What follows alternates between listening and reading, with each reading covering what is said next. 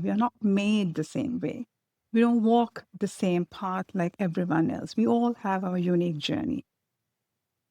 So who are you to tell me that you are better than me simply because I walked a different path than you? There's absolutely no reason for you to be ashamed of leaving someone that is abusive towards you.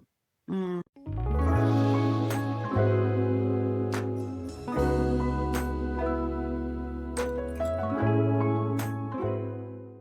Hello, everyone. Welcome to Relationships with Ericka Ush. This is the podcast where we talk about relationships and how to be better at them. Today, as my guest, I have Nadee Fernando-O'Driscoll, who is the author of Labyrinth of Dreams. And we will be talking about all different topics today, about her book and about different themes that affect our relationships. So welcome, Nadee, to the podcast. I'm really excited to have you here. Thank you, Ericka. I'm really excited myself. Good. I've read the book and it's fantastic, and it really deals with a lot of different topics that I feel would be relevant for our viewers. But before we begin, I'd love for you to tell me a little bit about you and what inspired you to write this book. Okay, so to start off, I am a mother, a grandmother now, Oh, congratulations. and a wife, a friend, and I work for the federal government. That's kind of my day job. So last year was like really special. I debuted my novel, and then I became a grandmother for the first time to talk about my journey into why I wrote the book.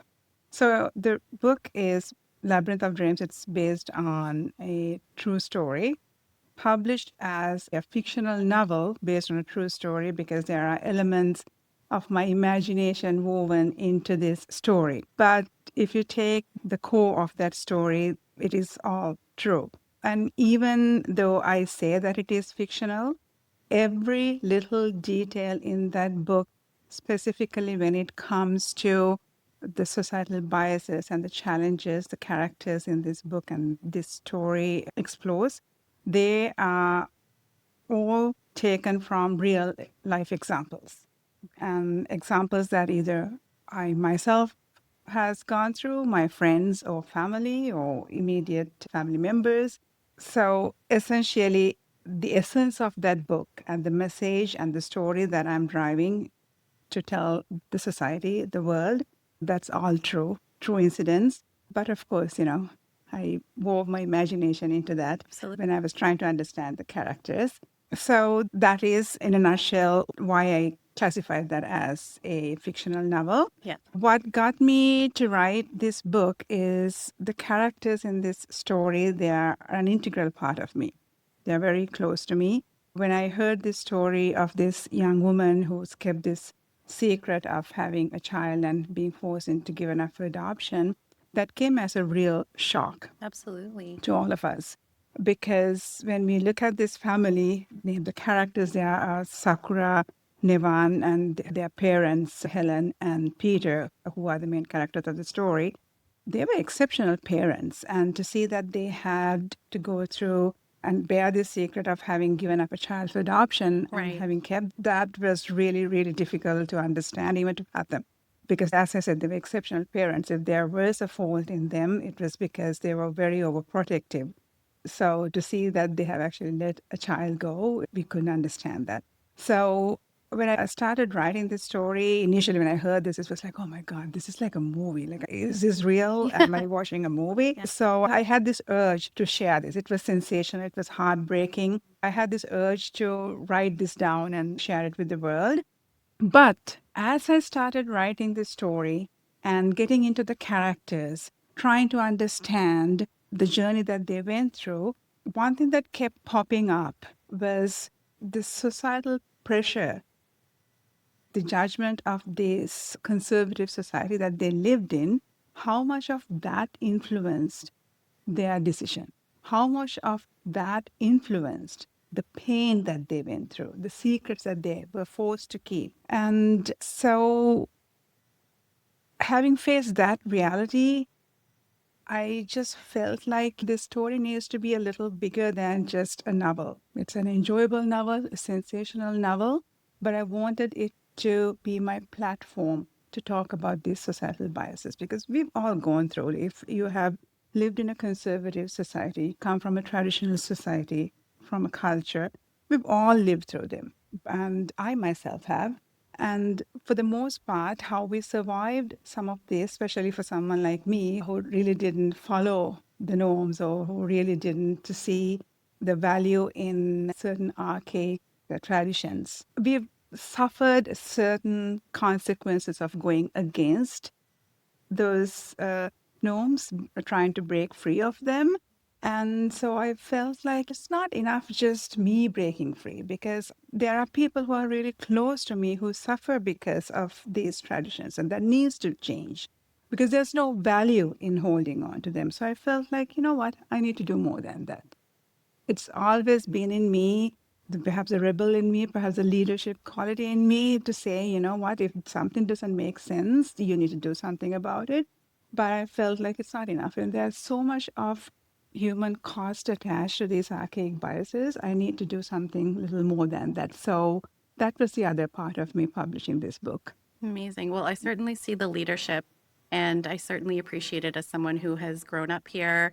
I think that secrecy is a big part of the culture when it comes to trying to live up to expectations, really. It's trying to live up to expectations that are set for us. But especially, for example, growing up here in Canada, it's really difficult to live within those expectations. And there's often these things that you see online where they talk about South Asian children, for example, growing up here. We become public relations specialists because we're constantly worried about what's everyone going to think. And that's how we've grown up. And I'm sure, for example, in Sri Lanka, during the time of this story, there were still a lot of those types of mentalities that were present. So maybe talk to me a little bit about kind of going back into that time period and, looking at, for example, growing up here in Canada or being here in Canada. So this story unfolds across two time spans. Helen and Peter, when this story started, they were living in Sri Lanka, a beautiful South Asian country. You come from there, I come from there. It's a beautiful island. But in 1970, the society, the culture was still very, very restrictive. There was still these archaic values that was embedded into the culture that people followed through. But on the other hand, the first woman prime minister came from Sri Lanka in the 1960s. And that is such an interesting thing to see. Like in one point, you see that women, we can do anything we want. In Sri Lanka, we have 98% literacy rate in the region, which is very high. No one really stops a woman from going to school and getting themselves education. Absolutely. I think it's very It encouraged. is very much encouraged. But at the same time, you allow and you encourage women to reach for the stars, break the ceiling. At the same time, there are all these expectations that's weighing them down. You encourage a woman to become a doctor, a lawyer, whatever you want. But at the same time, like, okay, you cannot work till late. You're a woman. What are you doing? People will talk. I mean, I myself have gone through that. Yes. In the 2000s, my mother called my general manager. I am at a meeting in the middle of the night. I worked in the retail fashion industry. So during buying meetings, we just have like about few days where we would source prices and then we go back and forth, do the negotiations. So it's a very fast paced environment. And we would do this for a couple of days during those meetings. We are doing this from morning to night.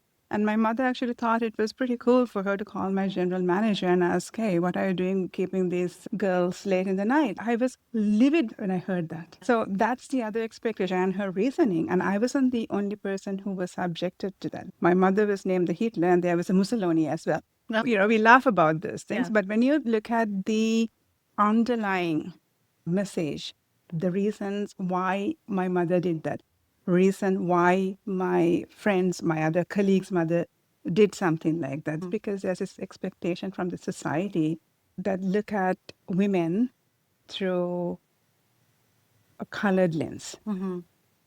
You do want to boast about your children being successful and educated, and achieving certain things. But at the same time, there's this duplicity where it has to be done fitting into the boxes that the society has decided, right? I digress there a little bit, but going back to the 1970s, it was even harder for women, right? Like in cultures in Sri Lanka, even South Asian region for that matter, women don't usually leave their homes until they get married. So it was no exception for Helen as well. When she goes into university to become a teacher for the first time, that was the first time that she was out of Living outside living of the home. outside, right? Although she had that freedom didn't come with experience or the wisdom for her to navigate certain realities of the society. Sure. And then when she finds herself pregnant and without a husband, all she could think about was her survival. It was at that point, it's not even a matter of doing the right thing for herself or understanding where this relationship is going to go. No, it was a matter of survival for her at that point. Now, fast forward that to 2024. That was when I wrote this story. Even at that point, from 1970 to 2024, nothing much has changed when it comes to issues like that. Even though it's only women who can give birth to a child, we are the species with the body part to give birth. We still don't have that right of becoming a mother unless we sign a marriage contract. Wow. I am a very progressive woman. I was very progressive even before I got married. And I have a lot of friends who do not believe in this kind of cultural biases. But I can tell you without a doubt, I don't know a single person in our region who's bold enough to say, hey, you know what? I don't have a man that I love. I don't have a man that I want to spend the rest of my life, but I don't want to give up my right of being a mother. Right. So I want to have a child. I don't know a single person. I don't know if you do. No, I don't think I do. So what does that say about our society? Maybe not in Sri Lanka, but I mean, growing up here, I've certainly experienced a lot of the shame that surrounds the culture, for example. And having grown up here and, feeling progressive or maybe living in a community where maybe it feels a bit more progressive, you still have those themes of shame and worrying about if someone knows that you had a boyfriend or that you've dated, which is a very normal thing. It's a normal part of growing up. Yeah. It's certainly, as you said, it's a healthy thing to do. And I think that a lot of the issues that come down the road in marriage, for example, are a result of not having that experience of dating and getting to know another person, but also really getting to know yourself. Absolutely. Like when I met my husband a few years ago, I'm a divorcee. My husband was a divorcee at the time. And we were talking about some of the reasons why our marriages fell apart. For me, it was completely different. For him, it was a different reason. But at the end of the day, something that he said really stuck in my mind. He said, number one, loving someone is not enough. You have to like that person. Love evolves as we progress, as your relationship progress, it evolves. It takes different shapes. The initial chemistry that you had takes a different shape. But if you don't like the person, how are you going to survive the rest of your life? Absolutely. It doesn't mean that you have to like every little thing that each other do. It's not that. They're obviously going to be two different people. There are going to be behaviors or certain things that you don't like, but it's not liking the person. Yes. And the other thing is, well, until you take the garbage out, Yeah. we all have qualities that is not liked by another person. We are human beings. We're not perfect. And what is perfection? And we've right? all grown up in different ways, had different experiences, been taught different things. Absolutely. Like, for an example, there are certain food that my husband cooks that I still eat it because he cooks it, but that's not my favorite. Right. My husband is not a huge fan of rice. And I love rice. Can't live without rice. We're so used to it. But that's not going to break us because, he still likes me and I still like him. Absolutely. So going back to the question of this story in the two different eras, there's progress being made. There are a lot of people who don't look at a woman and try to assign her worth or value, whether she's a virgin at the time of marriage, which is a huge thing in our Yes. cultures, right? There are a lot of progress that's been made. People who look at a woman and respect her for who she is, understand that she has the same right as men. So that progress, but in comparison to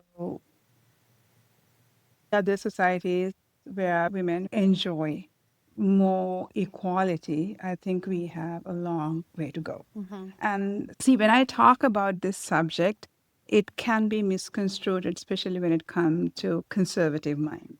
So you look at a woman in traditional cultures, in cultures where you frown upon having a boyfriend or a girlfriend, what chance would a woman have to say, I'm not a virgin, I have enjoyed my life? Mm-hmm. But here's a conundrum. Regardless of what era you lived in, women, men, they've all had the same desires, physical desires, emotional desires. Throughout time, they have had relationships, their boyfriend, girlfriends. Most of the time, they keep it a Keep it secret, a secret, right? right? You keep it a Yeah. secret. Yes. So, in our traditions, because you are supposed to prove that you are a virgin Virgin. on the night of the marriage. So if you have a boyfriend at school, you go to all these extents of preserving your virginity just to prove it. But are you really a virgin? Because you still give in to your desires. You experience intimacy in every sort of way without going to the length of penetration or losing your virginity. So who are you fooling? Absolutely. When I was young, it was called taking care of yourself. We knew what that meant. Sex is a taboo subject. Your parents don't sit down with you and talk about them.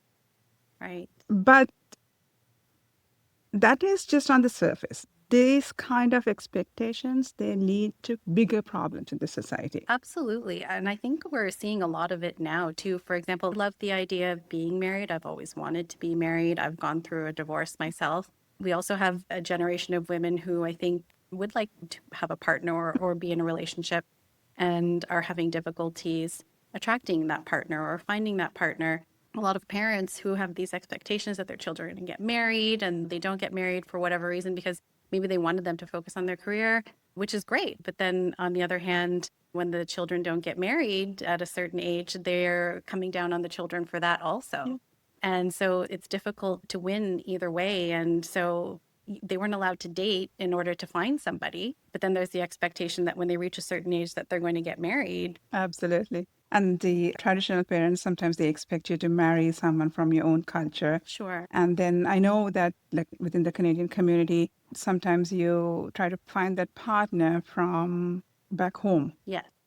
So now take that as an example, Absolutely. right? Two completely different people. Yes. How much of time are you going to get to really learn about each other? Sure. And so one person is living in Canada and your prospective partner is in Sri Lanka, tens of thousands of miles away. Do you really think that you're going to learn about each other through phone calls and the emails and video calls, FaceTime? At least now we have FaceTime and video calls. But that's not really learning about another person. You're trying to commit yourself to spend the rest of your life, be intimate with someone that is a virtual stranger to you, other than what you have learned about each other through phone calls. That's not really learning about each other. I mean, it takes years for you to get to know each other really, and we will continue to learn about each other until the day that we die. Absolutely. Right? And then just because it appeases your parents, you are going to look for a partner from tens of thousands of miles away. Perhaps you would have met that person a couple of times, and most of the time it is first to meet that person, and second time you're meeting that person to get married. And for what is the reason that we're trying to appease our parents? It's because it's going back to the themes of what's everyone going to think, or what it is that they're worried about is what other people will think, that they haven't maybe done a good job in raising their children or haven't given them the right values, but that's not the case. It's not the case. If you have raised your children well, if the parents have done what they're supposed to do, then children should be able to decide for themselves. They shouldn't be able to depend on you to make the most important decision in their life. And I think part of it comes with the fear too, even for people who forget the parents, but as individuals, if you feel like you need to go over there, tens and thousands of miles away to find a partner, because you feel that you can't find someone suitable for you within the community that you're living in, is it the fear? Like, has they been raised in fear, always told that, even though you're living in Canada or a different country, you need to stick to certain guidelines, certain ways of lifestyle, traditions. So have you been raised always with that idea in your mind that you're different from your friends? Right. Do you ever have a sense of belonging? Right. Like, you're not seeing a human being as a human being. You're not seeing a man as a man or a woman as a woman. Instead, you are seeing all these colors. And one thing I'll tell you, regardless of what your culture is, what your background, what your race is, men and women, it's the same package with different wrappings, right? The problems that you might experience with one person, it doesn't depend on their race and their upbringing per se. It depends on the values of that person, the principles of that person. The food that you eat, that's not all that important. You can adjust. Right. Which is one thing that you had mentioned that made me think about parenting, for example, and relationships with your children. And so, with families who have immigrated here and a lot of the conflicts that they face, there's still this idea with parents that there's like ownership over the children and not this understanding that you give birth to children and raise them, you give them tools that they need to learn and grow and to survive, but their lives are still their own life and they are an individual person. And I think culture is great. It's really affected me deeply in many positive ways. And I think that in terms of culture, we need to take the good things from it and hold on to those, but not let ourselves be so affected by the negative side of things, Absolutely. which is some of these conservative traditions. Absolutely. I mean, let's think of the natural order of life. We are evolving constantly, right? Right. So culture would evolve as well. Some of these cultural values that we have today, they wouldn't have been there like thousands of years ago. Someone implemented those because they felt that those values were good at that At that time. time. The time have changed. Now we have better understanding of certain things. Why are we still holding on to something that was implemented thousands of years ago? And just like the society, for us to be prosperous, for something to be sustainable, it has to evolve for betterment. So at some point, if there are certain rules and regulations or principles, values, if they are detrimental to human life, Yes. if they tend to discriminate, if they tend to cause pain and harm, then you need to sit down and figure out whether they are really values. A value is not something that's going to ever have a human cost, a negative cost, right? Being harmful. Yes, there are so many things in our cultures that enriches us. Hold on to them, preserve them, but at some point, if one of those values or traditions become harmful to the greater good of the society, then you need to be intelligent and pragmatic enough to let them go. Sure. And I think it comes down to respect. Like, I think at the core of it, is it something that is going to be respectful? And that can flow into so many different things and can be applied to so many different things. Is it a rule? Is it a law? How you interact with people? Is it respectful? Absolutely. So, talking about relationships and respect, right? How the lines get really, And Murray, yeah. yes. One of the reasons that I really started talking about these issues was about adoption Yeah. stigma. So the child that was given up adoption, we were trying to find that child. And I was really shocked when collectively the Sri Lankan society told us that finding this child would be more harmful for that person. So, like, why? Why would it be? I understand that, if it was me and if I all of a sudden at 50 realize that I have been adopted and the parents that I thought were my biological parents, the parents that I loved and adored, they're not my real parents, Yeah, I'm going to be shocked. And absolutely. then there's going to be this element of sadness, thinking, why did my parents give me up? That's all natural. But what I couldn't understand and what I couldn't accept is when I was told that this person who is already a victim of the societal judgment and the errors of her parent is going to be re victimized Yeah. simply for being an adoptee. The fact that the society is going to look at her, look at Mala, as someone of substance, all of a sudden she's not going to have the same status in the society because she's an adoptee. Mm-hmm. Why should that even be a question?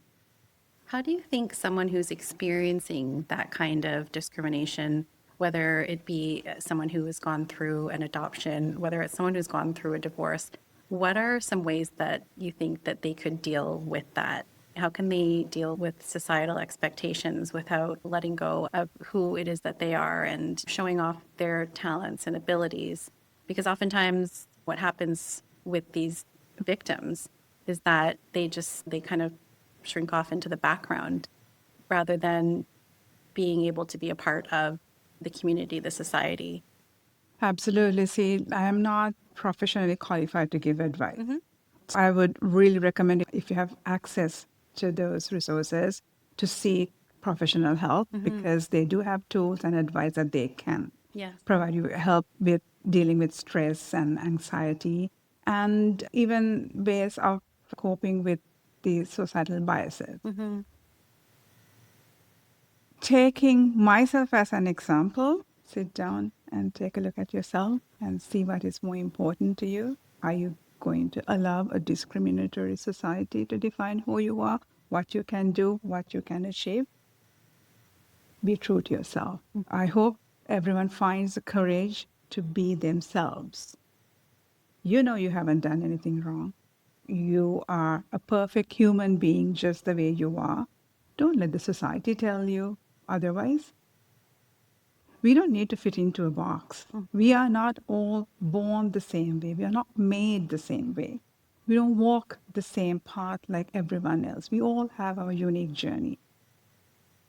So, who are you to tell me that you are better than me simply because I walked a different path than you? Absolutely. And a lot of things that you would never be able to help, Yeah, right? absolutely. And the funny thing, Erica, is that most of the time when people pass these judgments, well, nobody's life is perfect, right? For If you sure. if you take a magnifying glass and start dissecting everyone's life, you will find that some of these boxes that you think that you ticked off, yeah, you're not ticking them off at all. Mm-hmm. So why? I am trying to be myself, my authentic self, and I have all these qualities and I have these things that I can offer to the world. So let me be myself, find my happiness.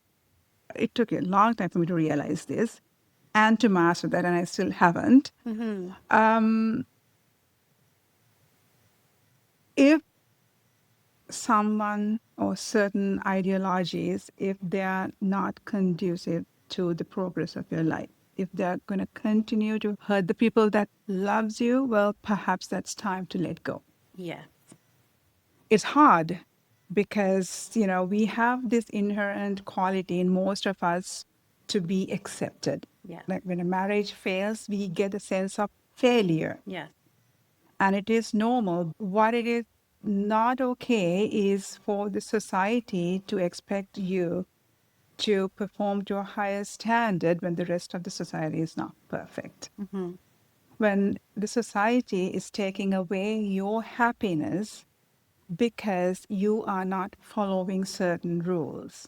And sometimes it's not even your fault. For an example, take a woman that is living in an abusive relationship.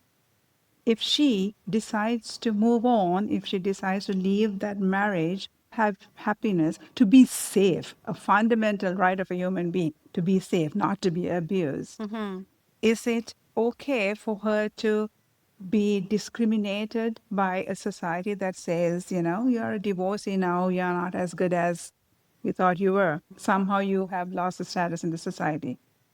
You need to let that go. Yeah. You need to follow your path. We all know what's right and wrong. Inside us, we know what is right and wrong. Even those who pass judgment, they know what is right and wrong. So, Yeah. too bad. So we've talked about so many things. One question that I had for you is, if we're talking about modern dating and relationships, what lessons from your book do you think are most applicable to modern dating? I think, and this is not even about modern dating or the old time, just be your authentic self. See, I found my husband, I met him in the cyberspace, Yeah, right? that's Online. right. So how modern can that be, right? Absolutely. When you meet someone through online dating, it is not organic. You haven't really come across each other, felt an attraction.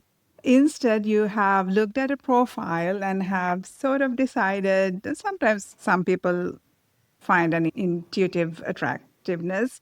But for the most part, it is a intellectual decision that you have made. You have read a profile and the algorithm has already filtered out certain things, right? Yes. So I think in a world like that, you really need to be your authentic self. You need to know yourself, Absolutely. what Yes. works for you, what doesn't work for you. Don't try to fit into someone else's expectation. That's not going to work in the long run.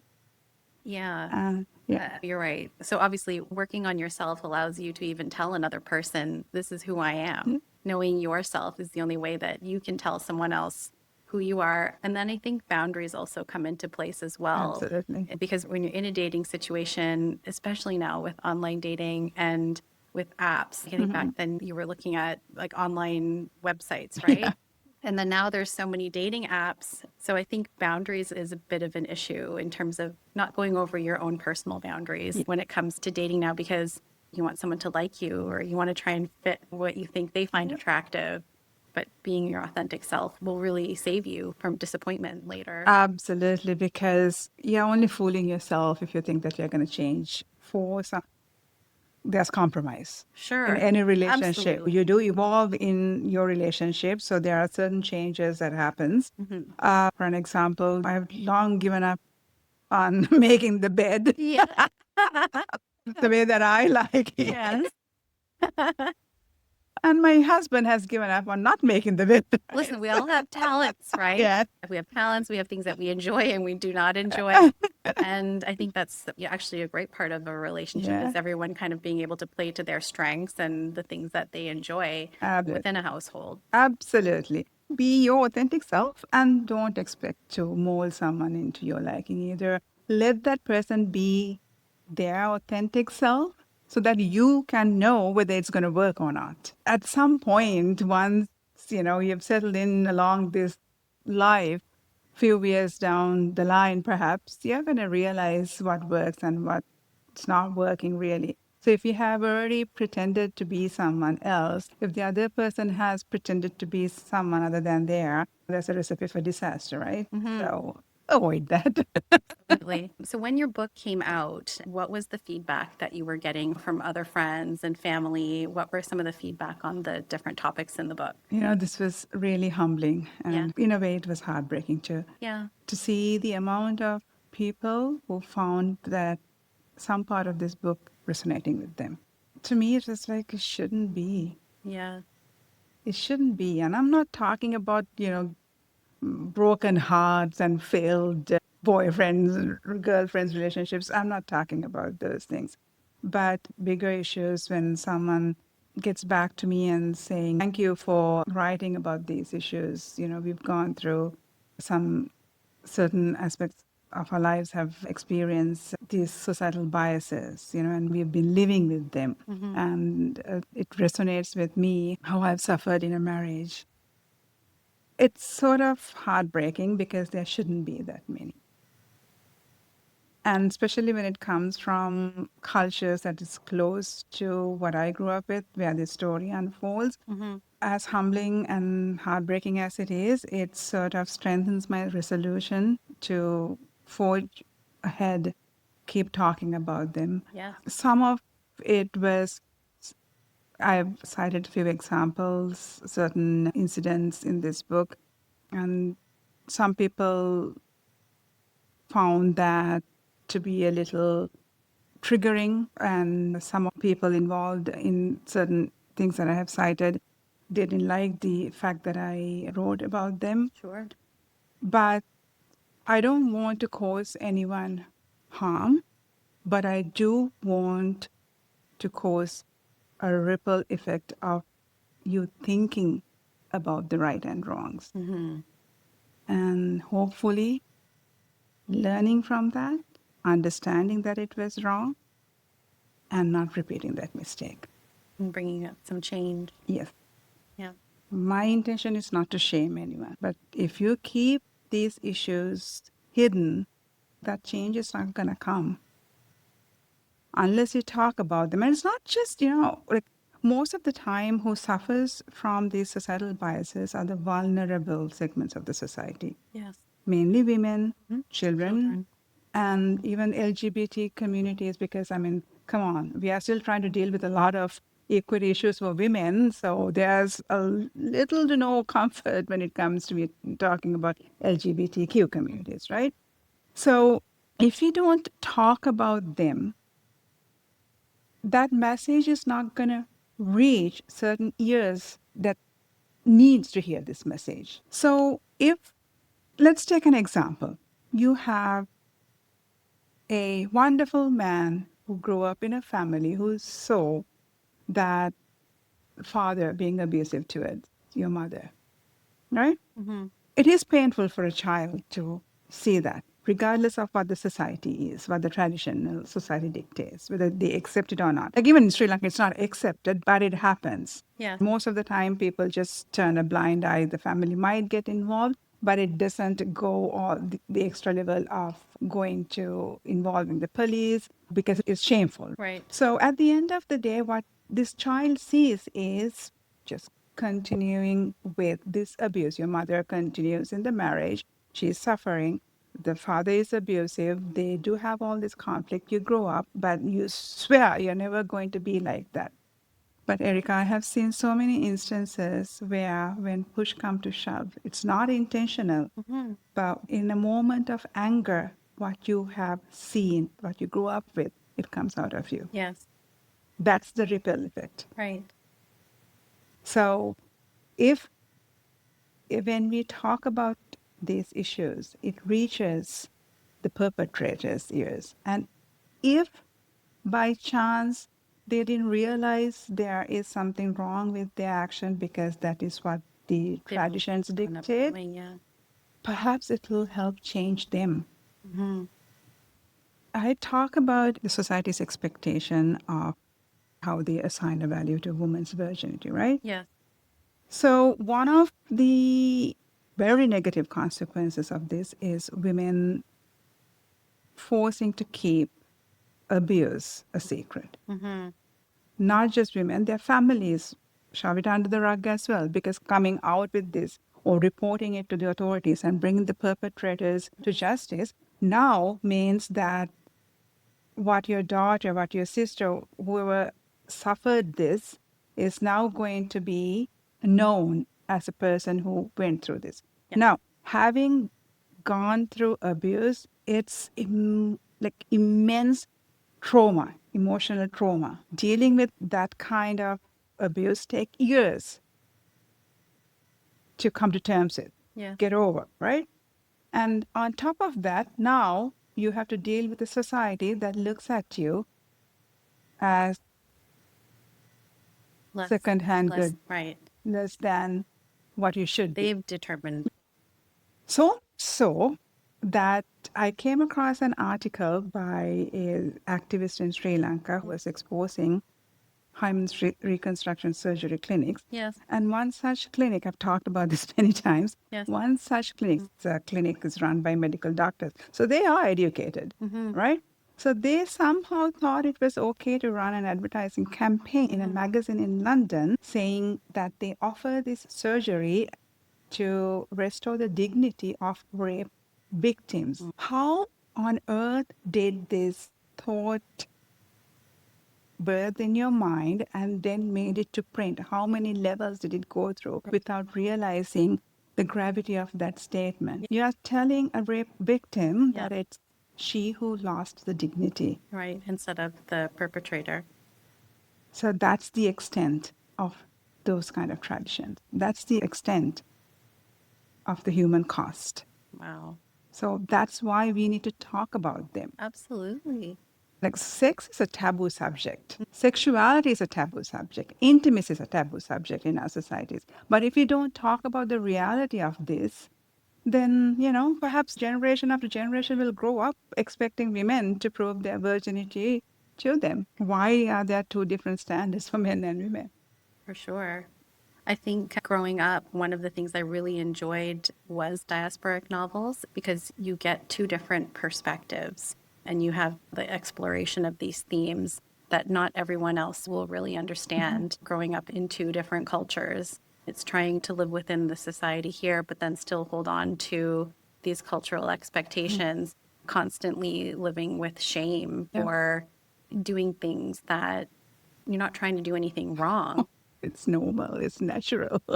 Right? Yes, you're trying to do these natural things. So that is the reason why we need your book and why we need books like this.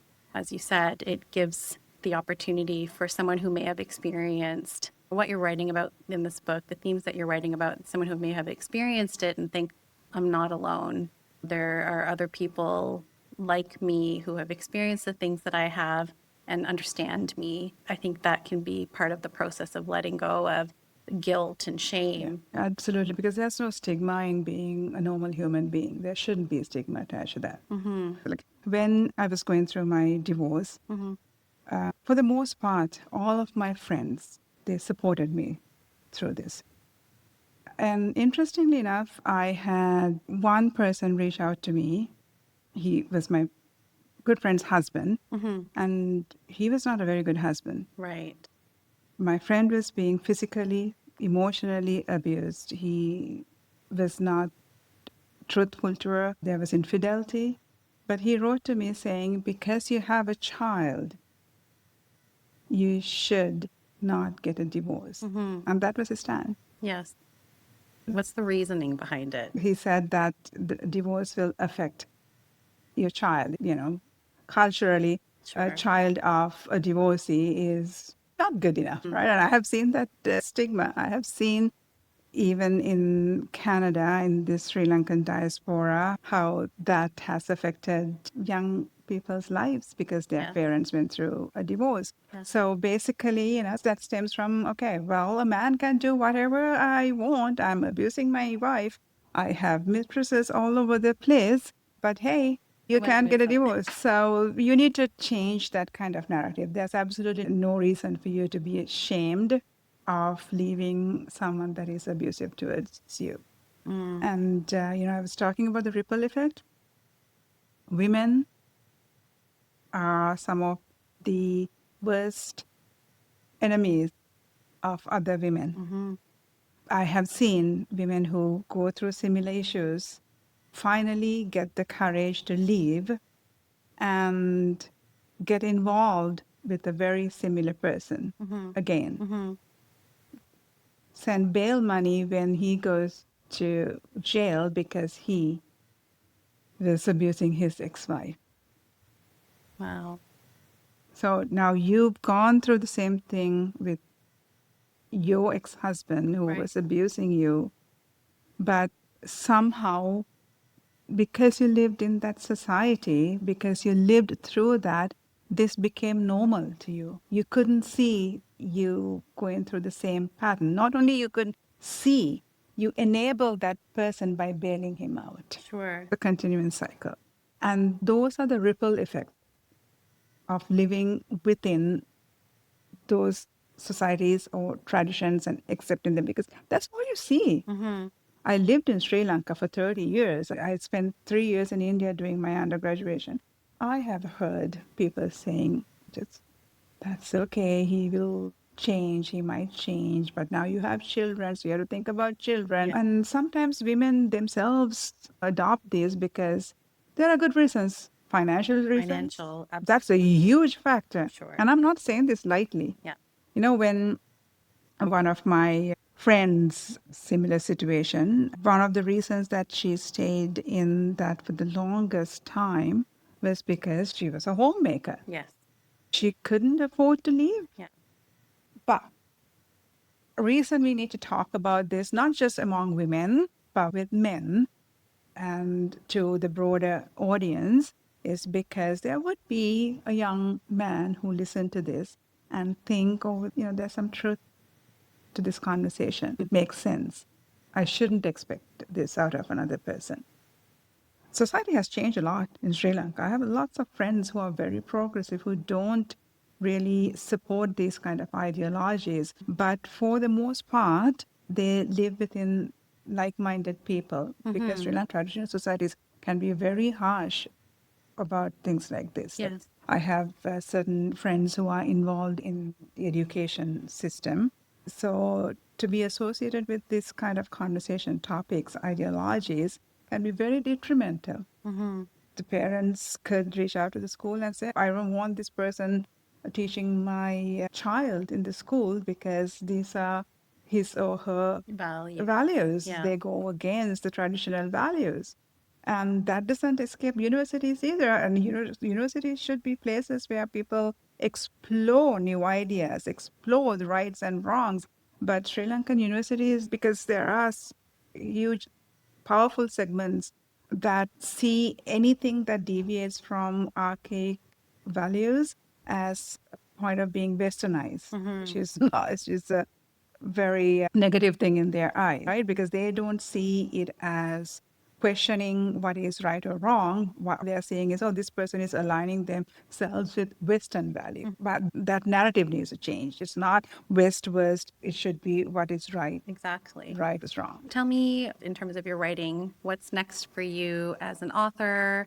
Are there other themes that you want to explore? What are you working on? Oh, definitely. Oh my God, I have like several stories in my mind, and I'm eager to start writing them. It's just a lot of time has taken with the Labyrinth of Dreams Yeah. in the marketing, and I'm not regretting the fact that I launched myself into a platform about social issues, but that is taking a lot of time when you're engaging yourself and talking about these issues and trying to take the message out. And not everyone is willing to talk about these issues also.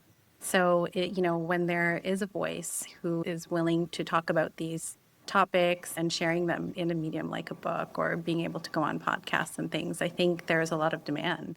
There is. When you become an advocate for societal biases, especially in traditional societies, you do put a target on your back. You do alienate yourself from people that hold those values, and that includes your friends and family as well, right?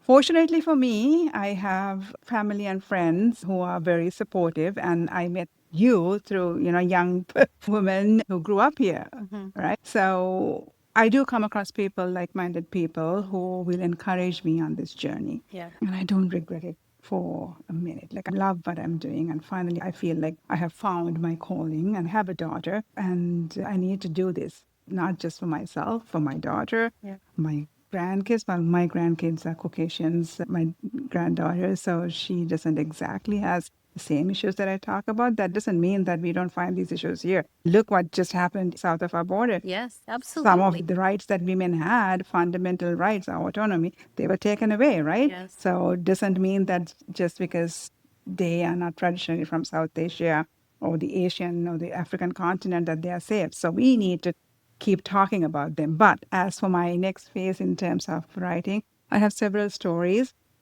They are fictional, but even though they are fictional novels, the aspirations came from a true incident, someone else's story, some little thing that happened with someone. someone else's challenge, a challenge that I have seen. So yeah, you will see like in all these stories, there will be an element of truth.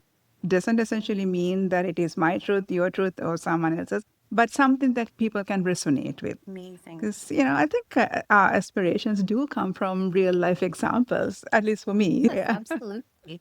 Yeah. And so, how can our viewers and listeners read more about you and get a copy of your book? So my book is now available at most of the stores. You can buy it at Indigo, Barnes and Nobles, and on various global platforms, as well as Amazon. If you can go to my website, most of those links will be there. It is nadeefernando.com, www.nadeefernando.O'Driscoll, and you will find my information and you'll have my contact details. I'd love to talk if you Absolutely. have any questions. Well, Yeah. I really appreciate you being on today Thank you. and talking about all of these different issues and topics. I feel like we could have gone on and on and on. Goodness, yes. I was trying not to deviate too much or digress too much, but there's a huge platform here. I didn't even talk about colorism and topics like that. Well, in that's that okay. sense, We'll but yeah. definitely have you on again another time, maybe next book. But thank you so much. And I really enjoyed the conversation today and for being brave enough to write this book and for bringing all of these issues to the surface. Thank you, Ericka. Pleasure is mine.